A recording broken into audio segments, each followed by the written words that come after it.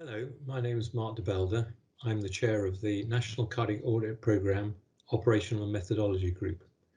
I'm going to summarise the aggregate report 2021 that we just published in October, entitled The Way We Were, a Pre-Pandemic Stocktake to Help the Recovery. NICOR produces a number of reports.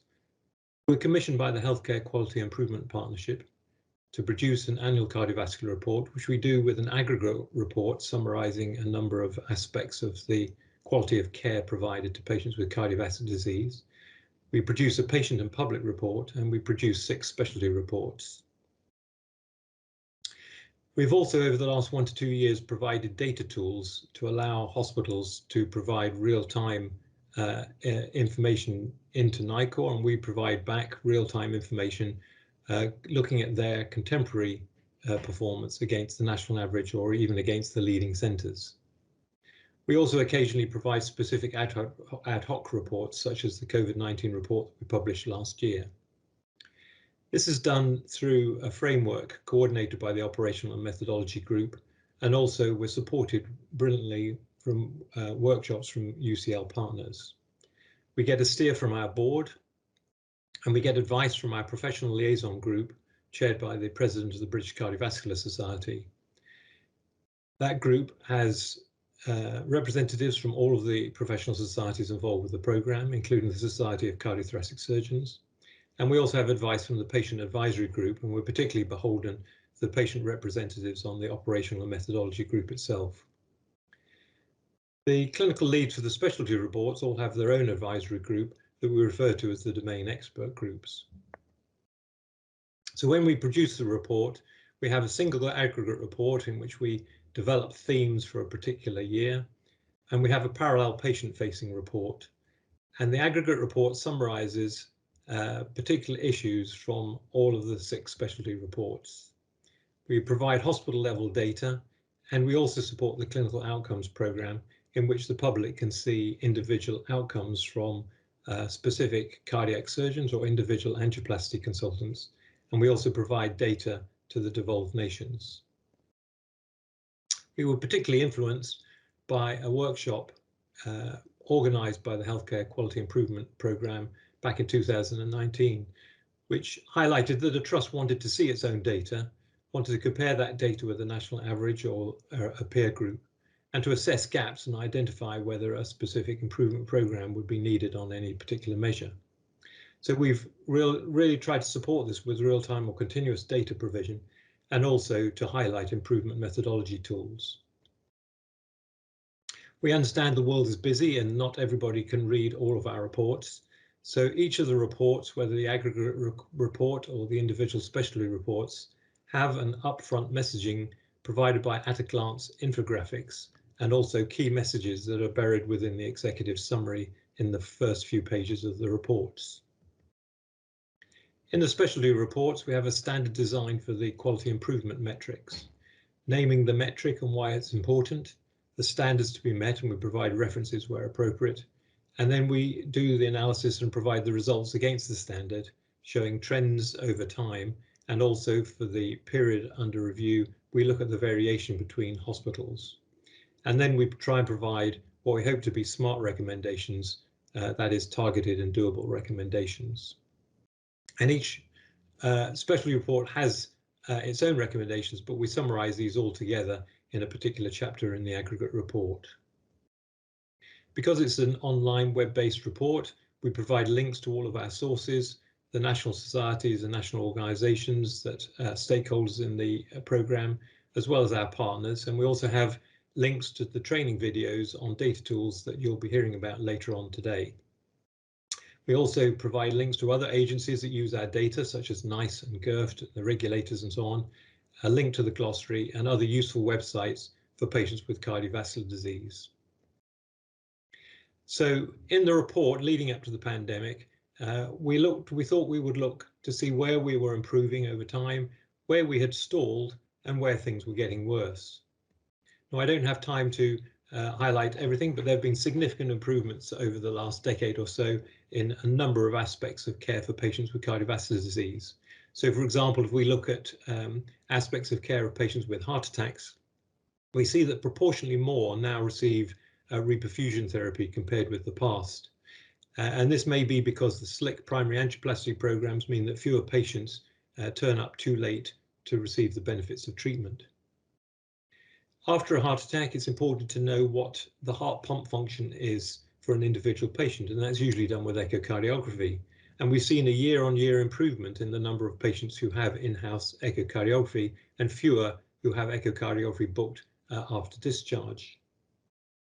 But unfortunately, and we see this with all the metrics, we see this variation between hospitals. So this average of 76.4 that we see here is driven by all these hospitals who are performing echocardiography in more than 90% of their patients. But on the right-hand side of this curve, you'll see that there are many trusts who do not reach the targets that have been set.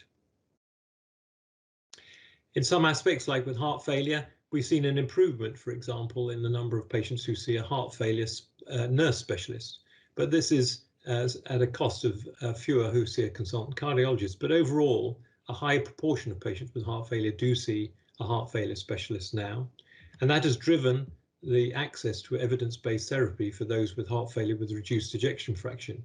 So a high proportion get a beta blocker or an ACE inhibitor. We see fewer patients who get an aldosterone antagonist. And when we look at bundles of care where you'd expect these patients to have all three of these drugs, we have seen year-on-year improvements, but it's still less than 50% who get discharged on all of these drugs. In heart surgery, there have been a number of improvements. This is just one that I've highlighted. There's been a push over the last few years to try and admit patients on the same day as surgery when they're undergoing elective bypass surgery. This has started only a few years back and is up to about 20% driven in England, but actually in the devolved nations, there's a lag. But even in England, this is driven by a small number of hospitals, and other hospitals still yet to have to change their systems, their administrative systems, to allow this to become a default option for patients. It may not improve outcomes, but it certainly improves the patient experience of the bypass operation. And this may be important as we look and reflect on the King's Fund research report just recently, highlighting the fact that NHS beds have more than halved over 30 years, and we have far fewer than most comparable healthcare systems. So it is important for us to try and create efficiencies wherever we can. In the rhythm management arena, we see better compliance with guidelines for type of pacemaker, especially for people with atrioventricular block, where we see that pacemaker prescription is according to the guidelines. And we also see better compliance with the guidelines for ICD implants, both for primary prevention and secondary prevention. But again, we see this is driven by centres who have a very high compliance with this standard, but there are quite a significant number of trusts where the compliance is less. We've seen some things that have stalled. Over the years, we've seen an improvement in the prescription of aldosterone antagonists for those patients with impaired heart pumps following a heart attack, but this has stalled at 65 to 70%. And when we look at the hospital variation, we see that this is actually driven by a lot of patients, a lot of hospitals that are still not meeting the standards set. So there is room for improvement. And when we look at the same drug used in heart failure patients, we see an enormous variation from one hospital to another, particularly for the elderly patients. So a lot of patients are being denied early treatment with this particular drug therapy. Also in the heart failure world, we're seeing too few patients referred for early or specialized follow-up or for cardiac rehabilitation. If you're admitted under cardiology, you have a relatively high follow-up rate, but still far too few patients being referred for cardiac rehabilitation, although it is improving slowly. And the figures are all much less if you are admitted under general medicine or other specialties. After presenting with a non-ST elevation myocardial infarction, patients undergo angiography and are often considered for bypass surgery. And ideally, those patients should receive surgery within a week of the angiogram. But we see we're stuck in England at 10 days, and it's far longer in the other devolved nations. For patients with congenital heart disease who survive pregnancy and require a procedure in the first year of life, there are many benefits for prenatal diagnosis so that treatments can be planned and patients, the relatives of patients in particular, can be prepared for what's going to happen. But we see that we'd had year-on-year improvements, but this has stalled over the last year or two. There have been improvements with hyperplastic left heart syndrome, but some deterioration performance for some of the other diagnoses. And sadly, we had seen that some things were getting worse, and perhaps the most important of those is the deteriorating call to balloon times, driven by deteriorating call to door times, where there's been a 22-minute deterioration in call to door times since 2010-11. And that's actually prompted the report from the Healthcare Safety Investigation Branch on the emergency response to heart attacks this year. So a national programme is required to try and reverse this trend. Similarly, there's been a slight deterioration in the proportion of patients who present with a non-ST elevation myocardial infarction who undergo early angiography and then subsequent angioplasty, often done at the same sitting.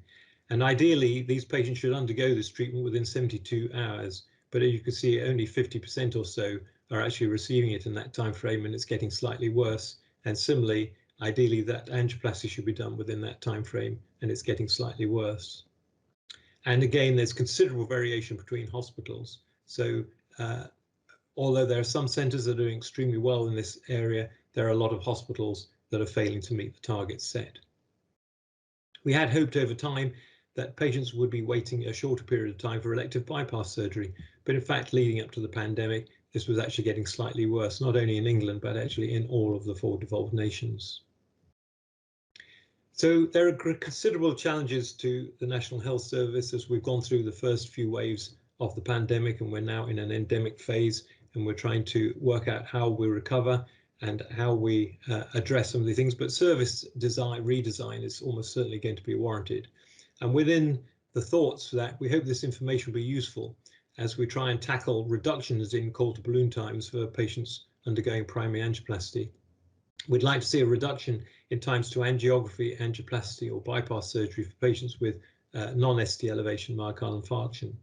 We'd like to see a reduction in the waiting times for elective cardiac surgery, and to ensure that all patients admitted with a heart attack or heart failure are seen by specialist teams, which will help us to increase the proportion of patients who are prescribed the appropriate disease-modifying drug therapy.